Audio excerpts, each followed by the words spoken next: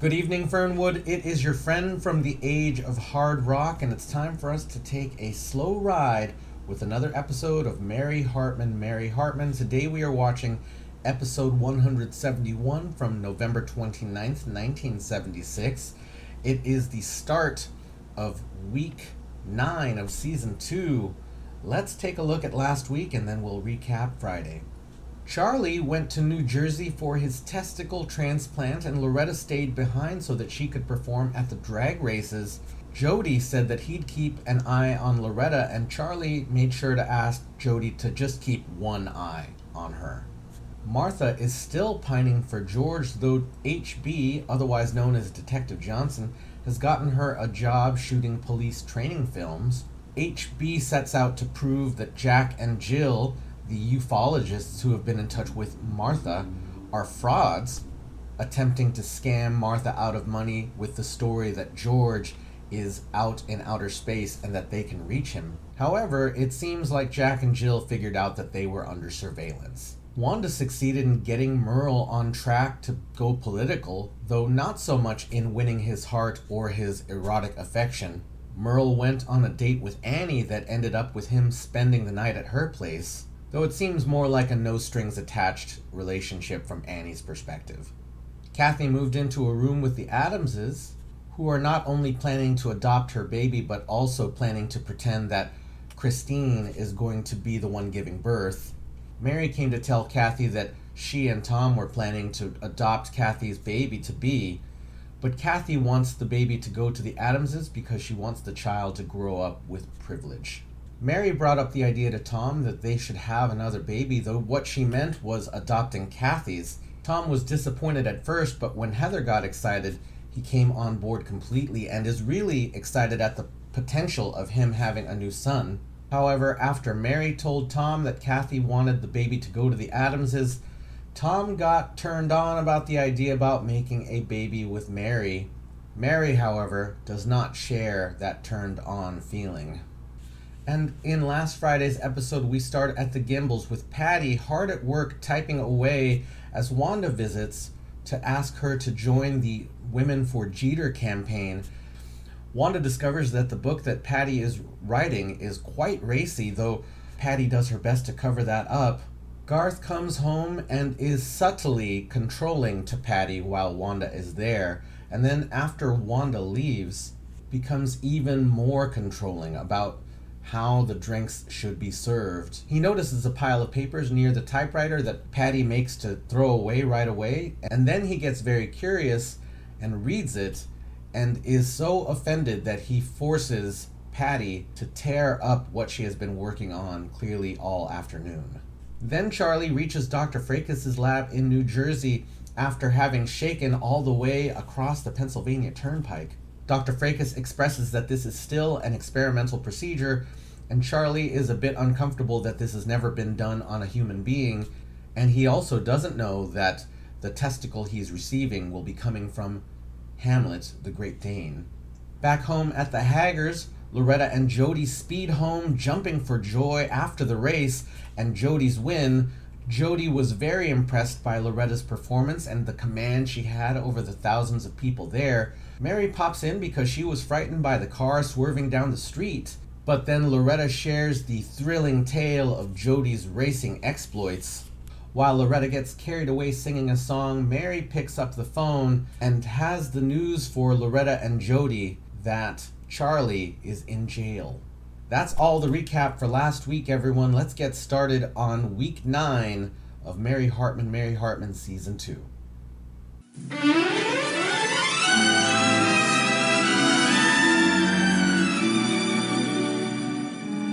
Mary Hartman! Mary Hartman! What? Charlie? You mean my husband? Oh, no, wait a minute. Let me just get this straight. Do you mean to tell me that my very own baby boy is in jail? He's been arrested? Arrested and behind bars. But what for? cruelty to animals. Oh, now wait just a minute. Hold the phone here. I can't. This is ridiculous. This is absolutely ridiculous. In all of Charlie's born days on this entire earth of America, he has never in his life been cruel to animals. Mary, he doesn't even swat a mosquito on his arm, except one that maybe's been particularly pesky to him or something. But even then, Mary, he just flicks him off like that. He doesn't swat him hard or nothing. No, I know. Charlie's always, Jody, talking about the animals back home. Always he talks about the dogs and the cows and the pigs. And as I have always said, any person who could love a pig wouldn't even own a fly swatter. That's right. Well, I don't always say that. Actually, I've never even said it before. It just seemed to fit. Maybe it's because you're here. You know, I can't help but keep thinking that if somehow, accidentally, Charlie got in jail, it's just got to be due to some legal type mistake of some sort. I mean, what? Well, it'll probably all come out in the trial. The trial? What trial? When is the trial, Mary? I don't know.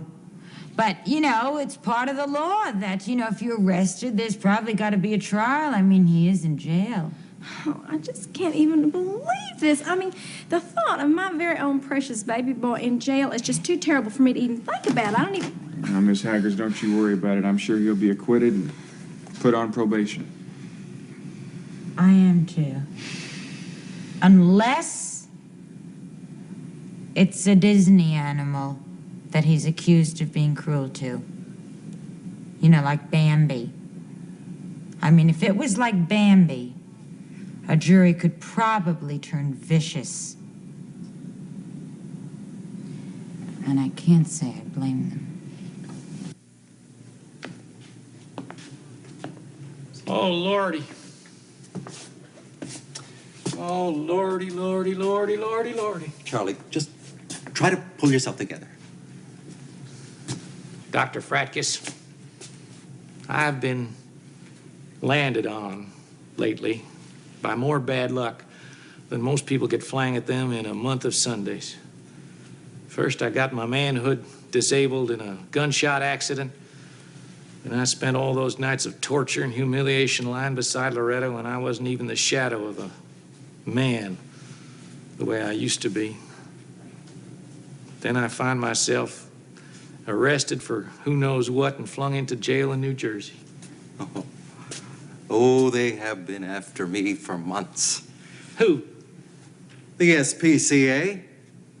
Well, who do you think put the police up to raiding my office? Arresting us. Oh. What do they got against you? Oh, they say that I have been cruel to my dogs. On account of experimenting on the animals for the transplant operation? That's right. Well, all doctors experiment on animals. I mean, it's done all the time. Sounds to me like you're being personally picked on and persecuted. Thank you, Charlie. Why don't you just call the American Medical Association? Get them down here. Get us out of here now. I don't belong to the AMA.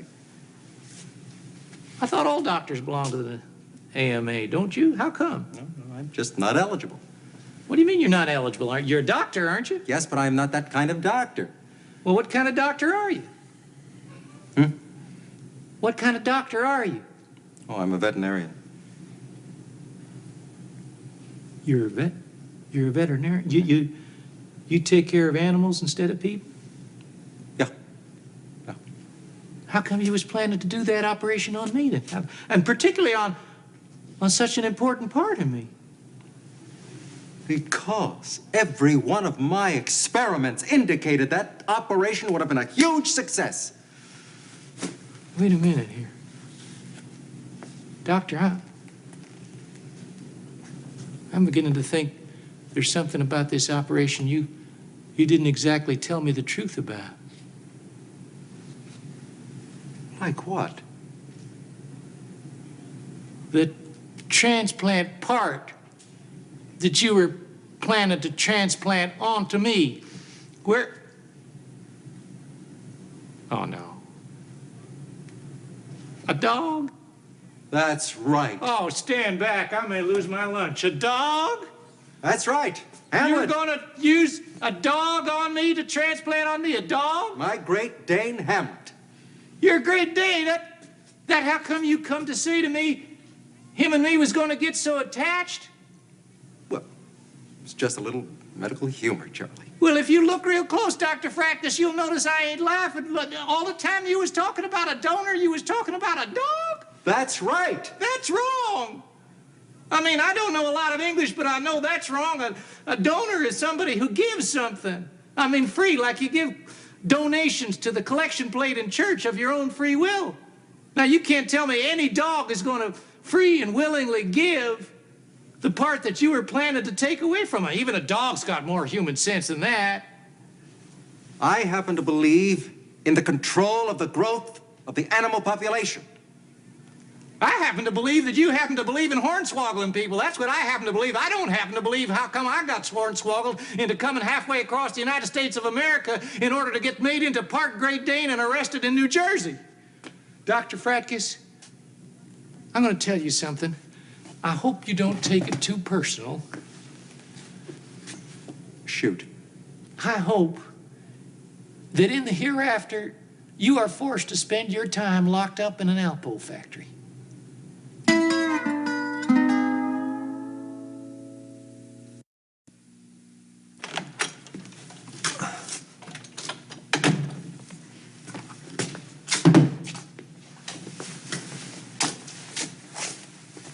Mary?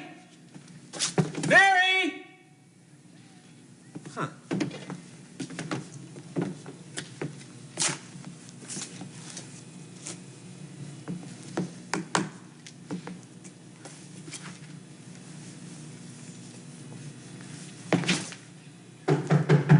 Hey, Mary. Hey, Mary. Guess what? Hey, Oh, Tom, hey, how you Bruno. doing? How are you? How are you? Hi. Good to see you. What can I do for you? Well, actually, it's more like, what can I do for you? Where's Mary? Is she around? Mary? No. Well, she's not.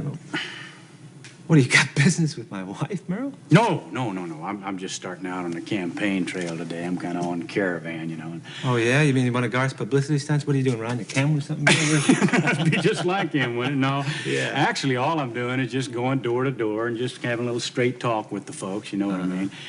And I came by here, and I just thought I'd come in here and try to clean the slate between you and me, if you know what I mean. Well, Merle, this slate's been wiped over. I mean, it's kind of smeared. Well, I'll tell you, except for ever since that Hager shooting debacle, if you recall what I'm talking about, Yeah. I really haven't felt like things are real open between you and me, you know? Hey, Merle, come on. Things are open. I mean, I see it at the Capri, don't I? See it at Mary's parties. Yeah. I hope you feel that way, because in my opinion, that's the way it should be, you know? A couple of bozos like you and me can really help each other out when you get right down to it. Sit down there. Yeah, well, that kind of remains to be seen, you know? Well, I'll tell you one thing. You're going to see it right after this election, because I happen to be one of many that feels that you're a rising star in the business community around here, and I have a few planks in my campaign platform that'll benefit a hard-working man like yourself. Like what? Well, like the Beautify Fernwood plank, for one, and that's not just concerned with pollution and litter and things like that. I'm talking about construction of parks, see, and RV parks primarily. Parks? RV facilities. Oh, hey, that's a good idea. Yeah. That ain't bad at all. Listen, I'll tell you, that would really help business. Heck, not that it's not shooting right up there, you know, it really... I know, that's what I understand. In fact, I may be down there to invest some of my own money in your business one of these days. But seriously, speaking of investment, Tom, I was just wondering if you would consider, and I would really appreciate it, if you would maybe talk to some of them JCs, invest some of your time in talking to some of those guys on my behalf. Yeah, well, maybe, Merle. I mean, it's, look, you're gonna do very well politically. You know? I mean, you are, and it's not that we don't have a lot in common. It's just that I'm a married man, Merle, and you're not. And I'm just a guy in the recreational vehicle business, and you're going to be mayor. Well, yeah, but on the other hand, we have a lot of friends in common. I mean, we see the same people. Wanda, for instance, she's my chief aide. She's Mary's best friend. Yeah, and Tippy Toes is my best buddy, and... Right. She's your bed buddy. Has that been bothering you? I mean, that you walked in on me on tippy toes? No, that's not beneath me at all. Hell, that doesn't bother me. I just never want to talk about it again, that's all, Merle. You understand that? Look, Merle, what you do is your business. Well, I hope it stays my business too, Tom, because you know Wanda, she's really a wonderful person once you get to know her, and she's been extremely faithful to me as a supporter. And I just hate for her to think that I'm not faithful in return, if you get my drift. Hey, I get your drift. Look, where you sleep is your business, as far as I'm concerned. It's just this, Merle. I don't think that you ought to mess around with another man's marriage. Well, no, there's no question of that. I mean, I can't go mucking around with people's marriages anymore. I mean, I'm not going to do that, and I'll say that on Jimmy Joe's name. You realize, Okay. But it's too far. You've gone too far. Hey! Guess what? Hey, my boss gave me this tennis racket as a present. He wants me to play tennis with him. Huh? How about that? Can you believe that he is standing here talking about tennis when Charlie is in jail in Newark? Charlie's in jail? Where? In Newark, New Jersey. Loretta is crying her eyes out. It's just terrible. I don't know what to do, but we've got to do something. I mean, we have got to sit down and we've got to do something. And this is certainly no time to talk about tennis. What's Charlie in jail for? Cruelty to animals. You mean as in tennis club? Cruelty to animals? What'd he do? I don't know. What? Tom, do you mean with the little white outfits? What jail is he in? You are gonna look so cute in the shorts, especially if his legs show. Really? Has he got a lawyer? I don't know. How much is bail? Tom, will you please stop standing there and asking me questions? I mean, we really have to worry about Charlie now. That's really a shame, you know that. And I know it's all my fault. Yeah, it is your fault. You know, I never did really touch Loretta, you know, not in that way. Yeah, well, Merle, you still should be ashamed. I mean, I would be ashamed. If Loretta were a man and I had lured her into my hotel room, I would be ashamed. Well, all I can say, Mary, is that my shame knows no bounds. I mean, I'm grievously at fault here, obviously, and I mean grievously. I'm covered with remorse. I'm eaten by contrition. My shame and my pain are without bounds. They know no bounds. You mean you're sorry? Beyond measure. Beyond measure? Oh. Well. That's different. What's different? Well, it's very different if you're sorry for what you did and if you're not. And especially the way Merle is, you know, beyond measure. Beyond measure, that does mean very, doesn't it? Right. Mm-hmm. Yeah. In other words, you couldn't help what you did, otherwise you wouldn't have done it. Is that right? That's exactly what I mean. So you're really a very good person. Is that what you're trying to say? Mary, I try to do good as best I can. Well, no one can ask more of a person. Gosh, I'm glad you understand that. Well, I don't understand. Nobody forced you, Merle, to Sure, do Charlie's... Tom, he is sorry beyond measure. The man is sorry for what he did to Charlie. Now, what you should start to think about is NJ. Who? New Jersey. What? Newark, where Charlie is probably rotting in jail. Mm-hmm. Unless, of course, you have a tennis game. You know, Tom, I'm so glad that Merle is repentant. Beyond measure. Right.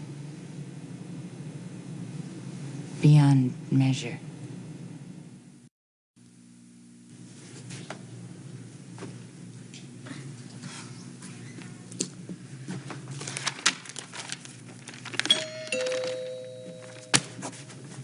Charlie?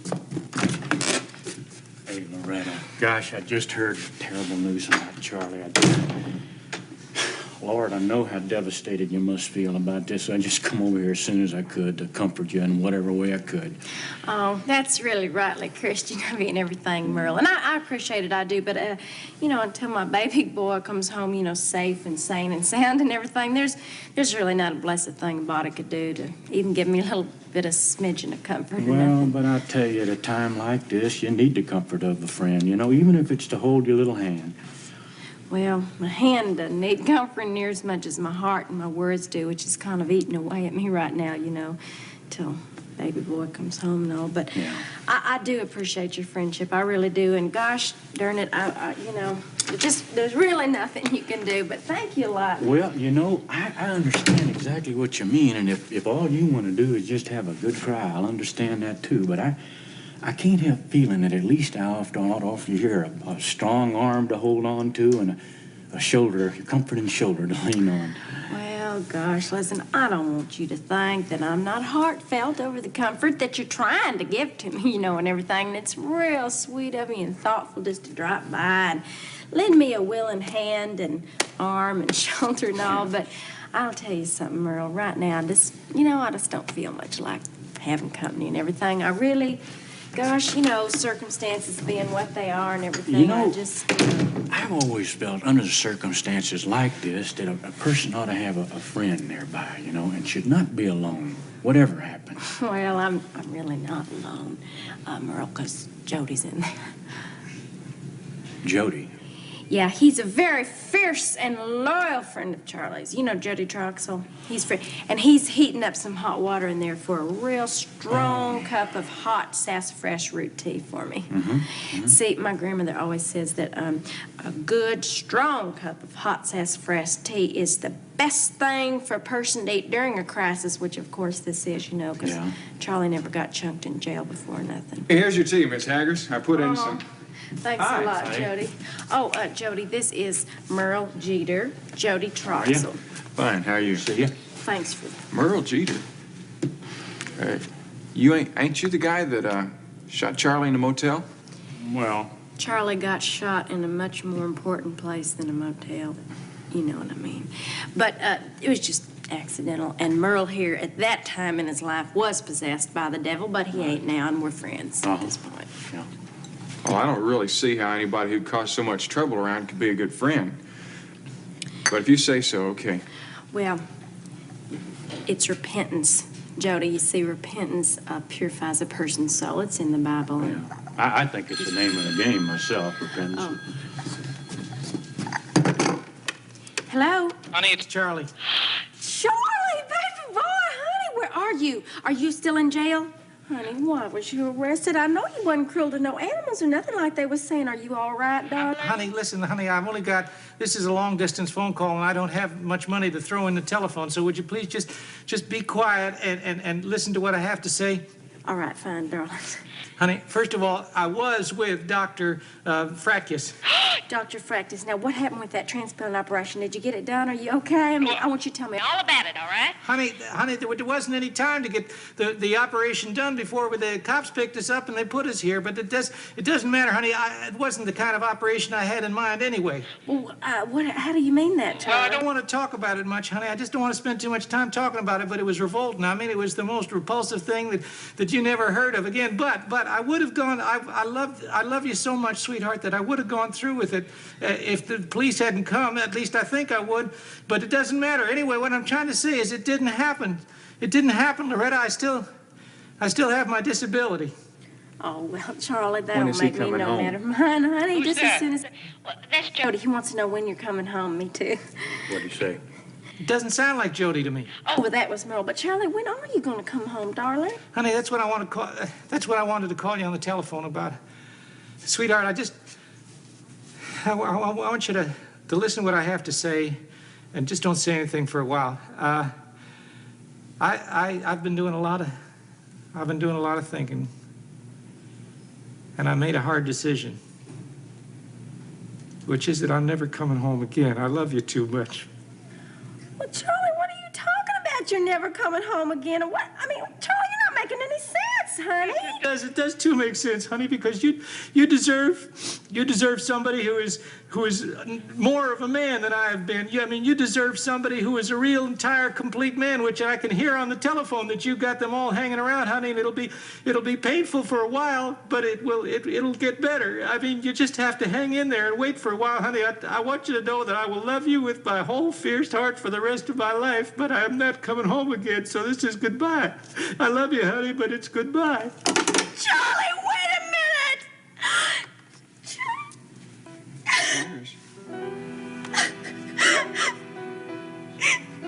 Here, it's gonna be all right. Poor kid, you. Settle down, it's all right.